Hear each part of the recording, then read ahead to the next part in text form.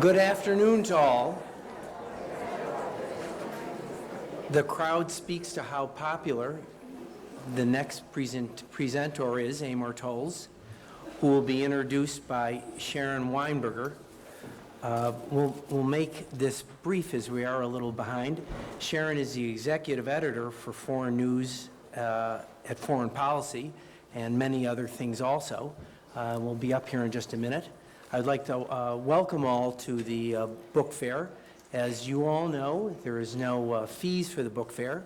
To support this, we always encourage donations at the information tent, where there are many valuable items for sale that you all know you need. In addition, there is food provided by the home port. After the presentation, there'll be time for some questions where we'll ask people to step up to the mic. And without further ado, Sharon Weinberger.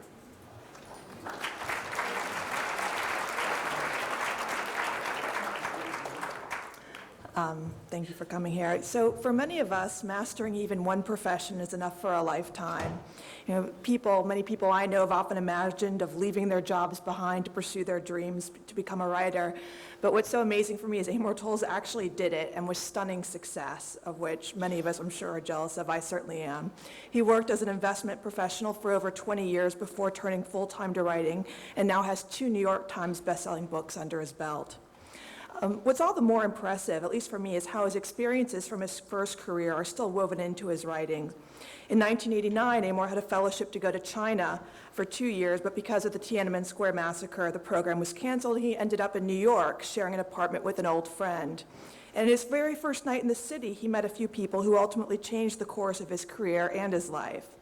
That serendipity is explored in his first novel, Rules of Civility, which was published in 2011. The book, the New York Times said, quote, resurrects the cinematic black and white Manhattan of the golden age of screwball comedy. It was a New York Times bestseller and was named by the Wall Street Journal as one of the best books of 2011. His second novel, the one he's talking about today, is A Gentleman in Moscow, and was drawn in part from his experience traveling for work over several years to the same hotel in Geneva, and recognizing the same people in the lobby who had been there year after year. And it was as if they had never left. And it led him to think of the idea of a man stuck in a grand hotel. And the result is a novel that was on the New York Times bestseller list for 20 weeks. The New York Times called it Sly and Winning, a book in which he forgoes descriptions of icy roads and wintry dachas and instead retreats into the warm hotel lobby, the Metropol with its customs and routines and a world unto itself. And quote, how delightful that in an era as crude as ours, this finely composed new novel by Amor Towles stretches out with old world elegance, wrote the Washington Post. When Sue Ellen asked me to introduce Amor, she said, well, you're a Slavicist. And I said, well, that's actually not quite true. My background is in Russian and East European studies. And what was so striking for me is for someone who doesn't speak Russian and hasn't lived in Russia, that he really managed to evoke this real feeling of Russia, or what one reviewer called a masterly encapsulation of modern Russian history. My own experience going to Russia for the first time over 20 years ago was not to Moscow, but to St. Petersburg in the midst of what was sort of the implosion of Russia. And this going to a city where middle-class families that I stayed with were living off of refried spaghetti and ketchup, but living in this world of culture and art and sort of striving to a different era, it really struck me in reading the book myself how well he captures that. And so with that, I would like to introduce Amor.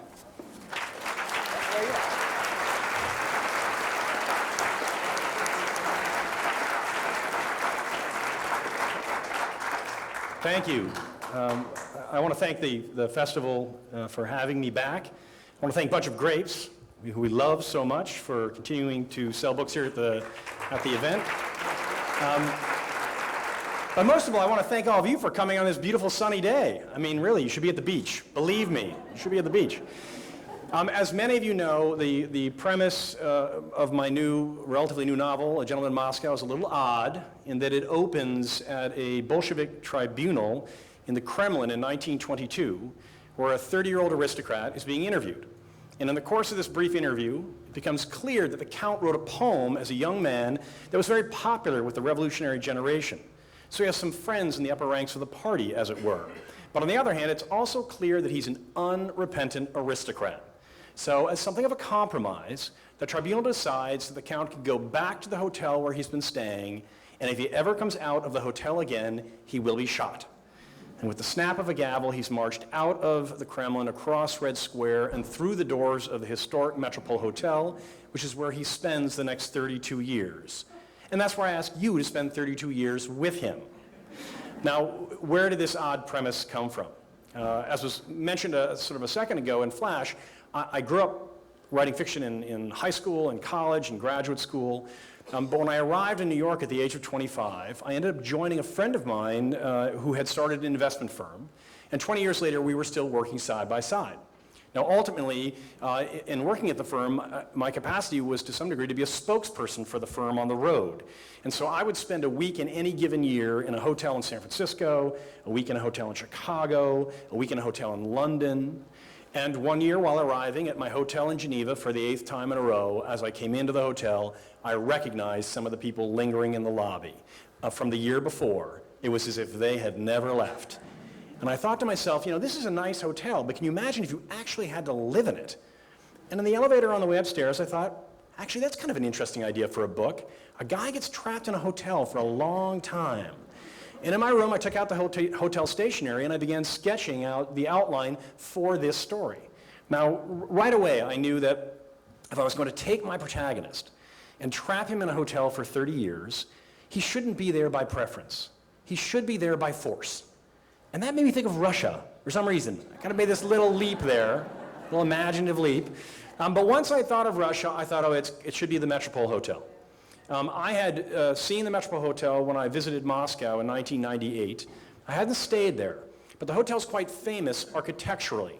So I had gone to see this, for instance, the dining room. This giant dining room has a hand-painted glass ceiling that spans the entire room. And so I'd gone to admire the architectural details. So I knew something of the hotel. But setting the story there really comes down to two key factors. And the first one really comes down to location. This is a map of central Moscow. Now, in the center of this map, you'll see a little green triangle. And that's the Kremlin, the great walled fortress where the Tsars began living almost 1,000 years ago, leading Russia, until Peter the Great moved the capital of Russia from Moscow to St. Petersburg. Now, if you look to the right of that triangle, this little empty white space, that's Red Square, which is just a great tiled square with an ancient cathedral on either end. Now, if you went out the top of Red Square and took a right, in about a block, you'd end up in what is this inset map down in the lower right-hand corner, which is basically a 19th century plaza called Theater Square, at the center of which are fountains and plantings, and around which are 5 majestic 19th century buildings of significance in the life and the history of Moscow. In the lower left-hand corner, you have a building which, before the revolution, was known as the Palace of the Nobles. It basically was the private club of the nobility in Russia. It's where they would gather to celebrate holidays, anniversaries, that sort of thing. After the revolution, it was renamed the Palace of the Unions. It's where Lenin's body was first held in state when he died, so that the citizens of Moscow could come pay their respects before they embalmed the body and then put it in Lenin's tomb in Red Square. It's also where the famous show trials were held in the late 1930s. At the top of the plaza is the Bolshoi, which is where the ballet performed before the revolution and where it still performs today. In the upper right-hand corner, you had what was the most expensive department store in Moscow before the revolution, and then after the revolution, too. Next, you have the Mali Theater, which was one of the 2 most important dramatic stages in the country. And finally, in the lower right-hand corner, you had the Metropol itself. So as I said, I knew that the location of the Metropol was very central geographically in Moscow, but also in terms of the life of Moscow. But, of course, more important to me was the hotel itself. Now, everything you see in this picture is the Metropol Hotel. It's basically the size of a city block with hundreds of rooms. This is taken not long after it opened in 1905. And from the time it opened in 1905, it was the best hotel in Moscow. It was the best hotel in Russia. Size of a city block. It was made with the best materials, imported Italian marble in the lobby, imported crystal and chandeliers throughout the building, French furniture and paintings in the rooms. So it was the best hotel. In fact, it was the first hotel in Russia to have telephones in the bedrooms. the first hotel in Russia to have hot water in the bedrooms. So from its opening, it was really viewed as the height of elegance. Now, having said that the hotel was unique in Russia at the time, it was far from unique in the West. Because if you kind of think of the period between 1890 and 1910, roughly, that's the golden age of the Grand Hotel. This is when the great majestic hotels were opening up in every major city in Europe and the United States, as well as along the Mediterranean coast and the Florida coast. This is when the Plaza Hotel opens up in New York City, the Palace in San Francisco, the Breakers in Palm Beach. And what the Grand Hotels tended to have in common was a variety of things. They were all about the size of a city block. They were all made with the best materials. But in addition, they would have had a card room, a billiard room, a library, a great palm court where tea would be served in the afternoon, multiple ballrooms. And on the ground floor, they had shops around the periphery that you could enter from the lobby or from the street outside. Now, to some degree, the Grand Hotels were being designed for the great new wealth that sprung out of the 19th century, for the Vanderbilts and their ilk, who were on their grand European tours and who had very high expectations of what the hotel should be like when they landed in town. But to another degree, these hotels were being designed to do something that hotels had not really been designed to do before, and that was they were being designed to be an extension of their cities. And what I mean by that is, the best way I can put this, is that if you had gone to the Metropol in the decade after it opened, on a Saturday night, more than half the people you saw in the lobby would have been Muscovites, not travelers. It would have been the local Russians on their way to meet friends in the coffee house, or to dine in a fine restaurant, which was the best in the city, or to dance to one of the multiple orchestras that played in the building. So from its opening, the Metropol was very much at the center of the social fabric of the city, visited on a weekly basis by the nobility, by the intelligentsia, and by the upper bourgeoisie. Now, having said that the Metropol shared many things with the Grand Hotels throughout Europe and the United States, a distinguishing characteristic of the Metropol as a Grand Hotel is that 12 years after it opened, it found itself in the middle of a proletarian revolution. And it was very much in the middle of things. Now, of course, in 1917, as revolutionary activity was heating up, a lot of the activity was in St. Petersburg, because that's where the Tsar was, holed up in the Winter Palace, the Hermitage. But there was a lot of revolutionary activity in Moscow as well. And the soldiers who were on permanent station in the Kremlin, they ended up taking over a portion of the Metropol Hotel, having determined that given its scale and position, it was the best bastion from which to defend the weakest flank of the Kremlin, should anything ever happen. So they took over these corner suites that you see right here just left of center, and they had snipers stationed there looking out over Theater Square, which was a center of political activity. Now, in response to this, quite naturally, the Bolsheviks built barricades across the middle of Theater Square, and they would stand behind the barricades with their backs to the Bolshoi with their weapons in hand, and you ended up in something of a Mexican standoff.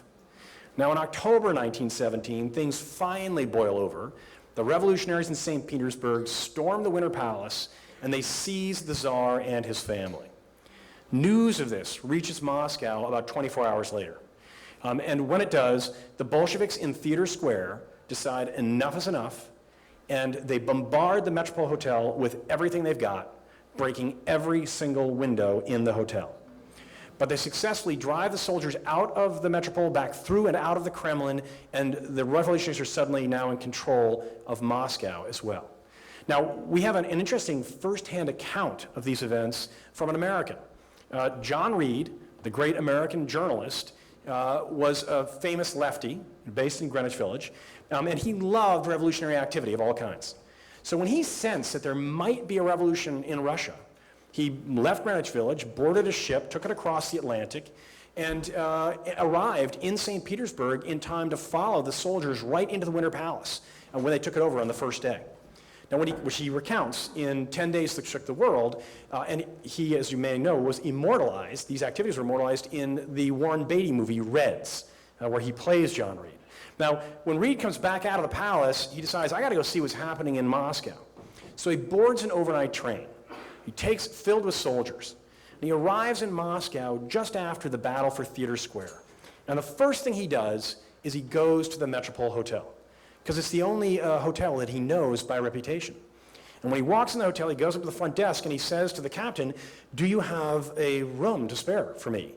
And in this great 19th century grand hotel unflappable fashion, the captain replies, "We do have a room, provided that the gentleman doesn't mind a little fresh air."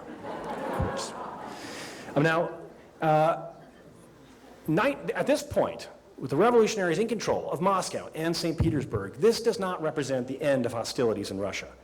This represents the beginning of a 5-year civil war. 8 foreign countries send soldiers into Russia with their own agendas. The Whites, who are the soldiers that were loyal to the Tsar, are continuing to roam the countryside in small battalions, trying to fight the Red Guard whenever they run into them strategically, in the hopes of turning back the tide of history. The revolutionaries are not a single force. They are multiple factions who've been kind of working together and are kind of elbowing each other for control of the situation at the same time. Now, pretty early on, the Bolsheviks are the faction that controls Moscow and St. Petersburg. Here, this is obviously the founder, what is known as the father of the revolution, the head of the Bolsheviks, Vladimir Ilyish Lenin, who also became the first leader of the new Russian government when the Tsar fell. This is in 1920, sort of halfway through the Civil War. I like to think of this as Lenin's sort of Leonardo DiCaprio in the Titanic pose. You know, where he's kind of leaning out over the bow there of his podium. This is in Theater Square. So right behind him is the Malley Theater, and a little sliver of a building you can see on the far right. That's the edge of the Metropol Hotel, because Theater Square is exactly where you would go when you wanted to bring together a large group in Moscow to speak about something important. Now, what's going on in this photograph, this iconic photograph, is that Lenin is speaking to factory workers. He is trying to convince them to join the Red Army and to go to the Polish frontier. Now, the great fear the Bolsheviks had at this point in the middle of the Civil War was that a foreign power would take advantage of the chaos and launch a large-scale invasion. So they were constantly recruiting new soldiers to go out to the Western Front and protect the border from invaders. This photograph is actually very famous for another reason, and that is that while Lenin was the father of the revolution and the first leader of the government, his number 2, of course, was Leon Trotsky, his good friend and comrade who worked alongside him in the revolution and was the number 2 in the new government. And he's right here at Lenin's side in this picture, but you needn't bother looking for him. Now, here he is. It's the guy with the captain's hat, just to the right of the podium with a mustache. These pictures are obviously taken seconds apart. And now, what's happened between the other photograph and here, Trotsky has not excused himself to go to the washroom or anything like that. What's happened is that while Trotsky was one of the first people to lead the new government and the Communist Party, he was the first Bolshevik to fall out of favor. He was expelled from the Politburo and then kicked out of the Communist Party pretty quickly. Then he was exiled out of Russia, and he was eventually assassinated in Mexico City by Russian agents. And when that happened, the Bolsheviks went back and they airbrushed him out of all the photographs because they didn't want Lenin to have to share his moments of history with his old comrade who had since fallen from grace. Now, suffice to say that in 1922, the Bolsheviks are in charge of the whole show. They control the country, they've squashed the rebellions, controlled the factions, and they're in charge. And the first thing they do is they move the capital of Russia from St. Petersburg back to Moscow. But when they do this, it poses a significant problem for the Bolsheviks because Moscow did not have the infrastructure to serve as a modern government. You couldn't use the Kremlin for that purpose because it's an old stone building that no one had been using really for hundreds of years. So what they did is they seized the 3 best hotels in the city: the National, the Savoy, and the Metropol. The Metropol is renamed the second house of the Soviets. They go in and they sweep aside the luxuries. They kick out all the guests. And they put the leaders of the new government, many of them, in the suites on the second floor, the grand suites, because you want to keep in mind that the leaders of the Russian Revolution, for the most part, were not Muscovites. Many of them weren't even Russian. So they literally needed places to stay.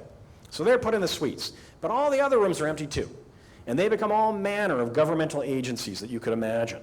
The ballroom is emptied so they can hold large-scale votes in the space.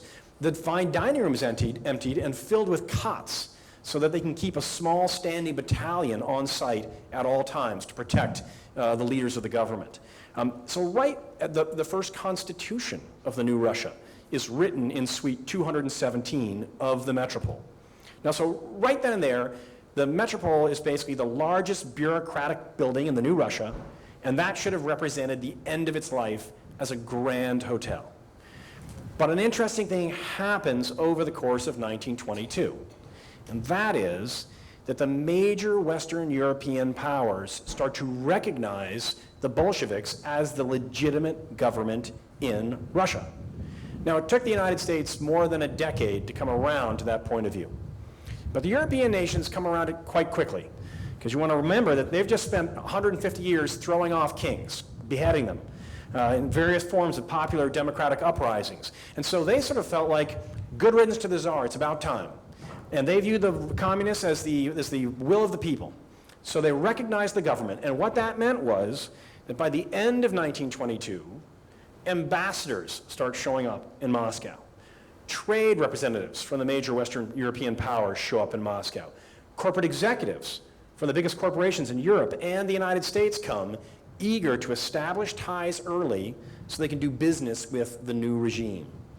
And the Bolsheviks realized pretty quickly that if they let these sophisticated visitors from the West come to Moscow and they put them up in crummy proletarian hotels, then they ran the risk that the visitors would go back to Paris and New York and London with the news that the revolution is failing.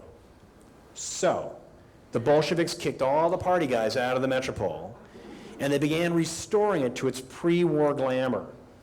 There was a uniformed doorman back out in front, bellhops back in the lobby, champagne and caviar in the dining room. And they reassembled the old orchestra, which began playing American jazz on a nightly basis.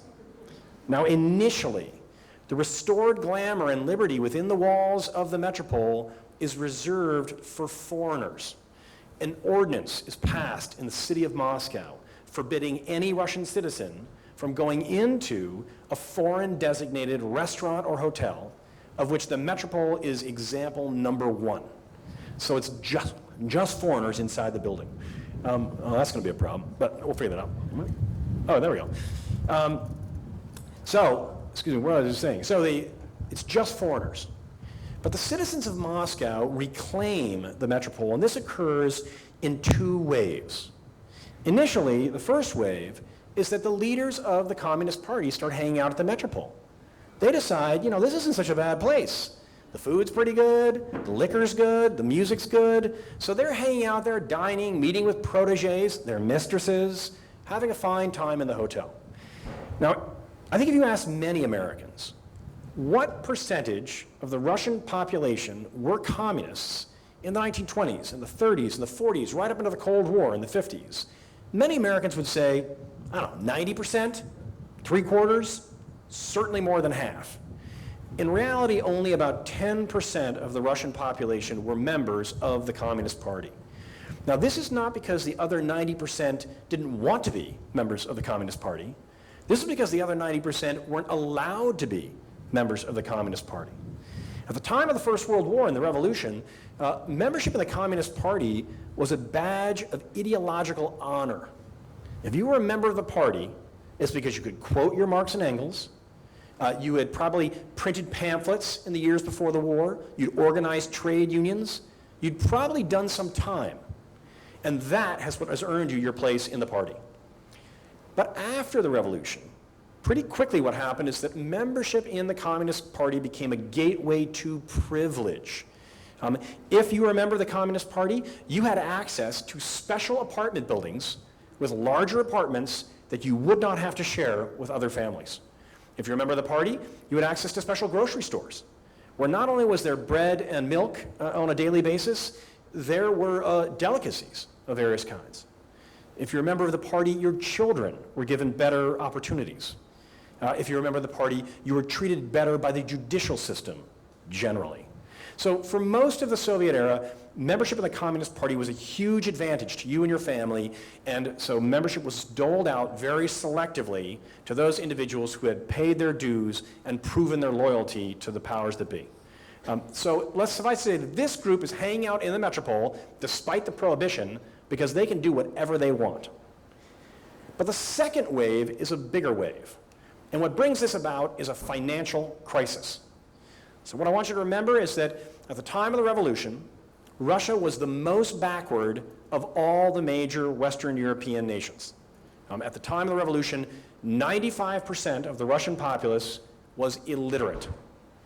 85% of the population at that point were peasants who were farming with wooden plows and oxen on other people's land, very much living the lives that their great-grandparents had as serfs, the Russian form of slavery. There was very little industry.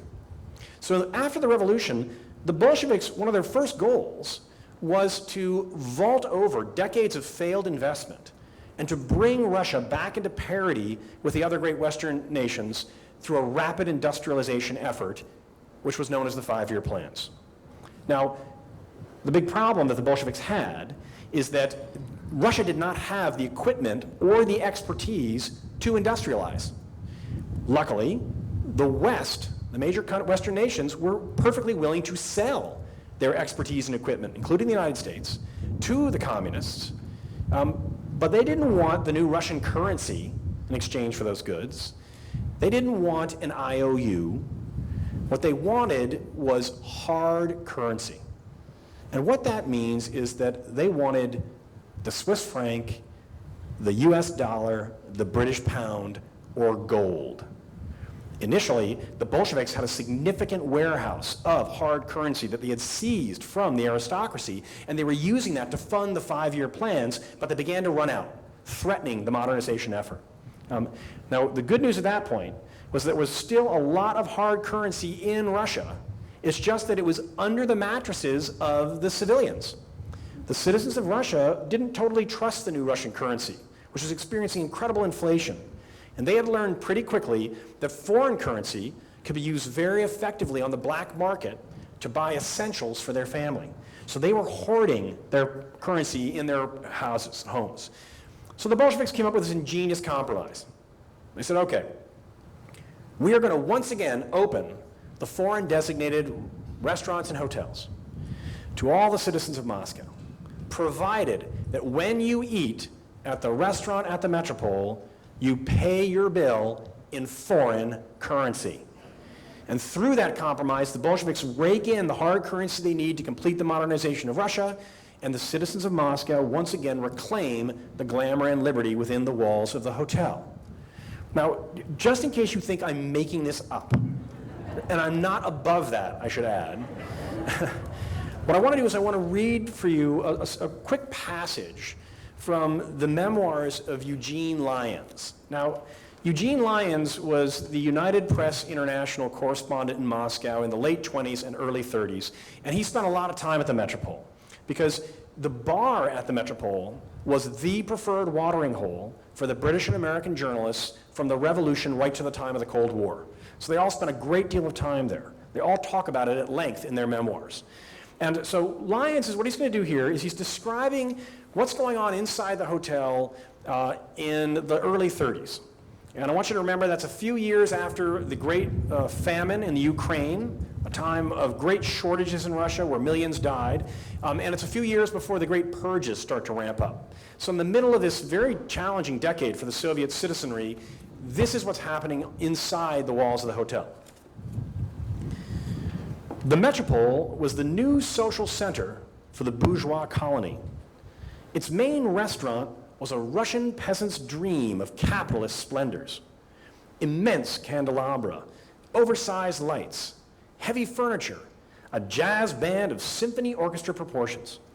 The chief pride of the restaurant, its ultra-bourgeois touch, was a great circular pool where lights and rather proletarian-looking fishes played. On grand occasions, the chef in cap and apron emerged from his sanctum with a net over his shoulder and captured a fish for special customers bearing foreign currency. The dancing couples rotated around the pool, and sometimes an unsteady customer joined the fishes to the great delight of the assembled crowd. So this is the dining room that Eugene Lyons is describing. Now, this is about, say, 2/3 or 60% of the room, given my perspective. That's the giant lights that he talks about. That's the hand-painted glass ceiling that I referenced earlier. And above that are 2 more glass ceilings that are translucent so that natural light could go all the way from the roof of the building down to the ground floor. That's the fountain where the chef would take fish to cook. And that's the bandstand in the back where the orchestra would play. Now, the only thing different about a period photograph would be that there were about 3 times as many tables, with everybody in there elbow to elbow having a grand old time. Now, what I love about the Eugene Lyons passage is that it could easily have come from a memoir of someone in F. Scott Fitzgerald's circle talking about what's going on at the Plaza Hotel in the 1920s. It is crazy that this is a description of what's going on in the Metropol at the height of the Soviet era, across the street from the Kremlin, and around the corner from the headquarters of the secret police. And that's, of course, why I chose the hotel as my locale, for that paradox. Now, everything I've just told you, for the most part, most of what I've just told you, is not in the book, for those of you who have not read it. The book it's not in the book. It's not a work of history. It's not a Wikipedia entry. It's a novel. And so very appropriately, at the center of it are individuals. Most importantly, the figure of the Count, who at the age of 30 goes into the hotel having just lost all his possessions, his family, his social standing. In a way more profoundly, he's about to watch as everything that he values in Russian life is going to be systematically uprooted by the new regime. That's the way he begins his internment in the hotel. And over the course of his 30 years there, he must establish new relationships. He's got to find new causes for happiness, however small, and ultimately find a new sense of purpose. And this is really what the book is about. Now, having said all that, I would be happy to take any of your questions. And if you don't have any questions, I will ask them myself. Thank you. Do we have time? No? Oh, yeah. Do we have time for questions? We do. Fabulous. People have questions. Please step up to the mic so all can hear. The session's being recorded also. And thank you very much, Amor. I can repeat the question as well. So if you want to shout, I'll repeat the question. Ah, there we are. Look at that. Wow. Don't be shy. Just come on up to the mic. So form a line. Oh, line. Well, good Lord. Just get right into the mic so everyone can hear you. So, full disclosure, I'm only halfway through the book, so Okay. no spoilers, Yeah, please. no spoilers, right. But I wonder how, if he lost everything, how he pays for everything, because he's... You need to go back and read a little bit more carefully. Oh, That is described in some detail, in a little bit of detail. all right, I will. It is there. But I'll tell you afterwards. I don't want to ruin it for that's everybody right. else, but Yeah. I am really curious about how you came to the ending. I can't really answer questions about the ending, because that would spoil. That's about the definition of a spoiler. That's as big a spoiler as you get. But if you want to ask me afterwards, I will certainly tell you anything about the ending. Yeah. Okay. Fabulous book. Thank you. Tremendous. 2 questions. One, what is the status of the hotel today? Yep. And 3 questions. Have you stayed in the hotel? Okay, yep. And 3, I love Alan First as a writer.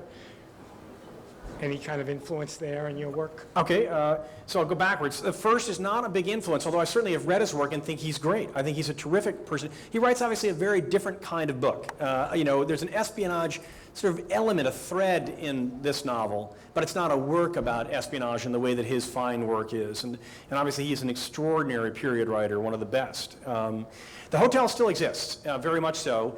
It is not the best hotel in Russia today, because the best hotels in Russia today are the ones that have been opened in the last 20 years.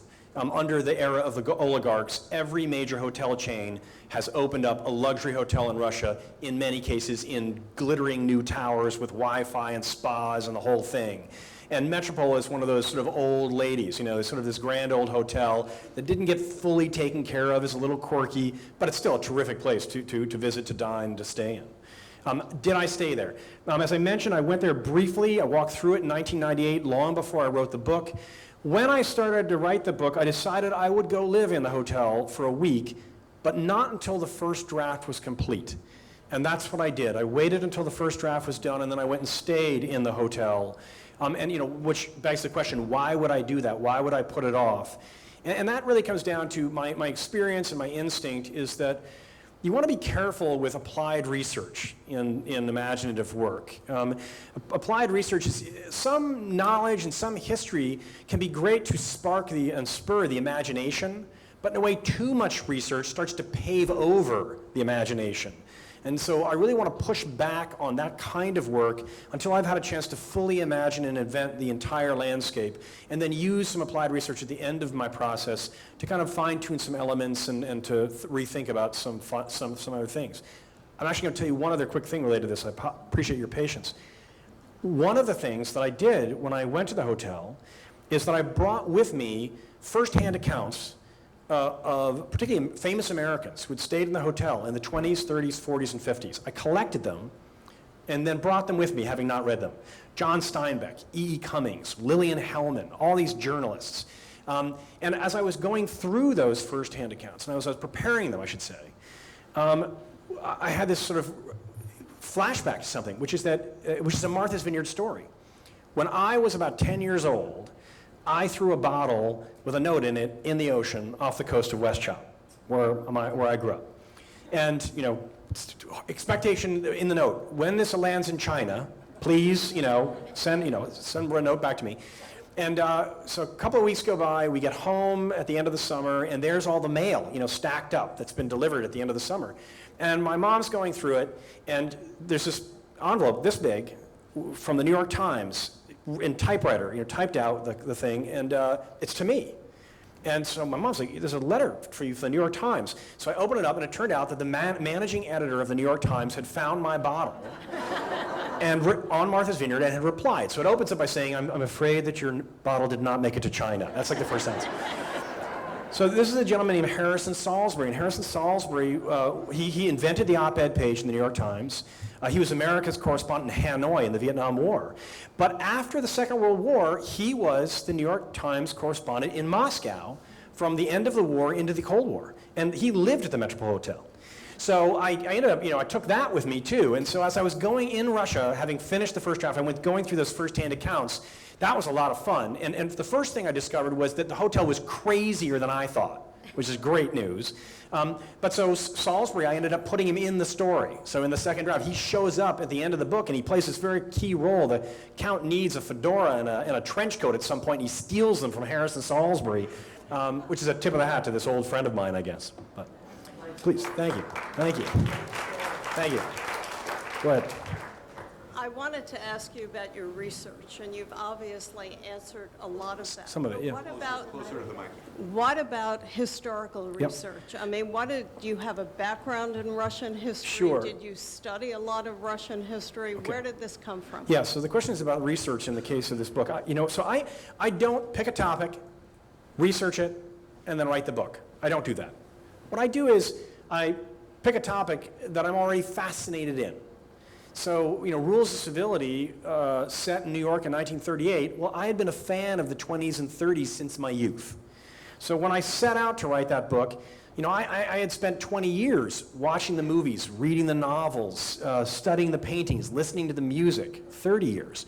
And I used that familiarity as the foundation to invent my version of 1938 New York, and then at the end did the applied research, as I said a second ago.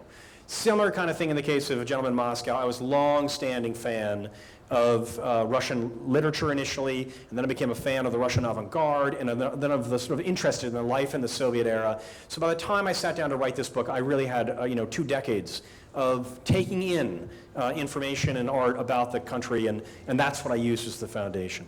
But I'll give one quick elaboration again on this idea of the timing of research and its role, in my opinion, in fiction. And that is, I think an interesting irony of our times is that we have, as a generation, I think we've come to expect or even demand more factual accuracy from our novelists than from our presidential candidates. It's amazing. It's this amazing trend. I don't know how that happened. It's crazy. But, at this point, as a novelist, if you get a street address wrong, you get like 1,000 emails. That happened around the corner. Okay, it happened around the corner. And I think what's kind of an interesting thing is I think that's a very contemporary way that we read novels. I don't think for hundreds of years people read serious narrative with that particular fine-tooth comb. You go back to Shakespeare for a second and think about, take like Henry V as an example. A great play. And you can read it today, you can see it performed, you can watch the Kenneth Branagh film, which is in the original Shakespeare, and it's still exciting, engaging, and relevant. But when Shakespeare wrote that play, he wasn't trying to add to the historical record of the 100 Years' War or the Battle of Agincourt. He wasn't trying to find out what was the temperature on the battlefield or how many died on a particular day. For him, the 100 Years' War is like the backdrop in an opera that you drop from the ceiling and, that the performers stand in front of. Because what he's really interested in doing, I think, is he's really interested in the characters, right? The sets are very simple in Shakespeare's plays. The duration of the plays isn't very long. His focus is on creating three-dimensional figures who have all of the whims and impulses, all of the contradictions, all of the virtues and vices of the rest of us. He's trying to create these people in this simple setting. He's going to raise the stakes a little bit. And then ideally, through the manner in which they communicate their ideas and sentiments to each other, and through the language of Shakespeare's poetry, we gain some glimpse of the human condition in a manner that is timeless and universal. And that's the big project.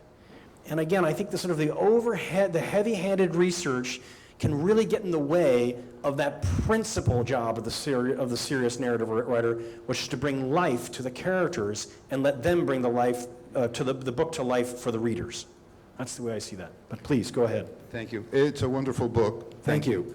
And kind of a related question. The details of the characters, the details of things that go on in the restaurant are wonderful. Thank you. And I'm wondering how much of that is invention, Sure. and how much of that is... It's a mix. So there's the compliment about the quality of the details in the story. It's certainly half and half, I guess, away. But, I think it's a good example for those who've read the book. I'm not going to give a big thing away. That at some point I wanted the notion of the Count just sort of feeling like, having sort of been like, well, maybe this is all going to come back around for me at some point. I wanted him to sort of early in the book realize, you know what, it's over. My era is gone.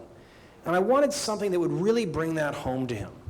And he loves fine food and wine, and the scene is he orders a bottle of wine to match his dinner on a particular night, and the waiter says, I'm sorry, we only have 2 wines tonight, white or red?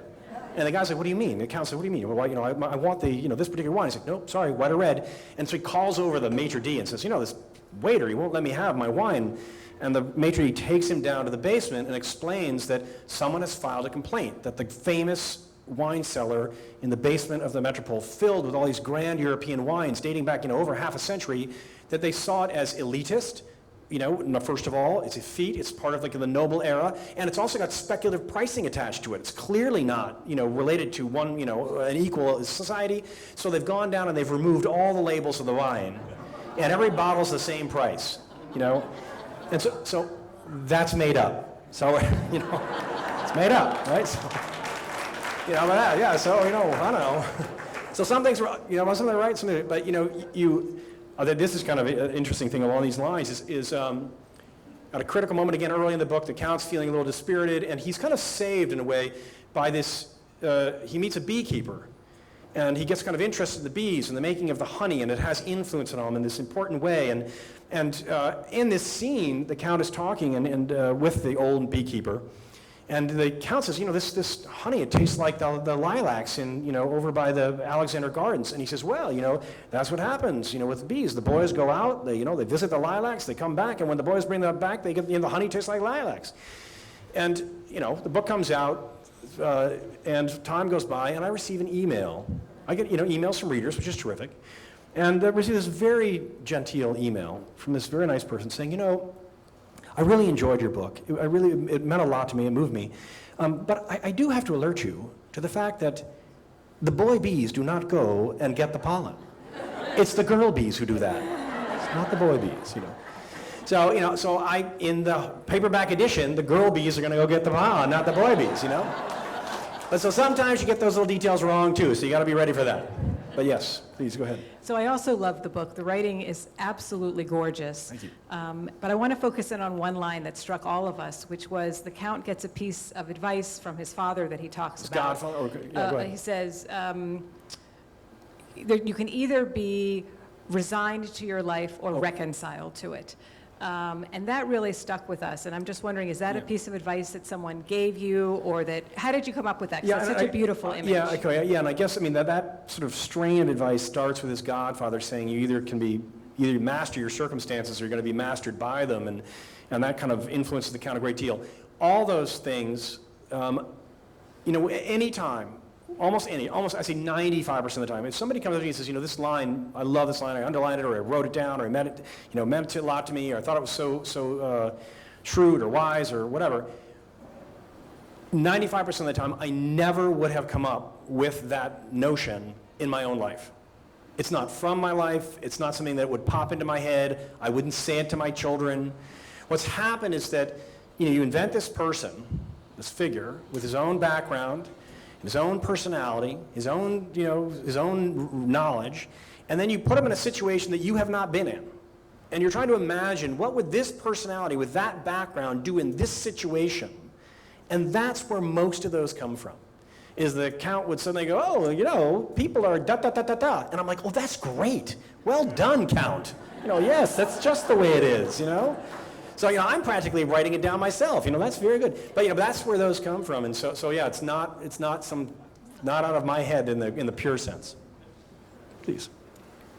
I enjoyed listening to your book. It's Yes. available on audio as well. Yep. I'm curious, do authors get to pre-listen to before it's... I did. I don't know what the standard is, but yes, they consult me. So they come to me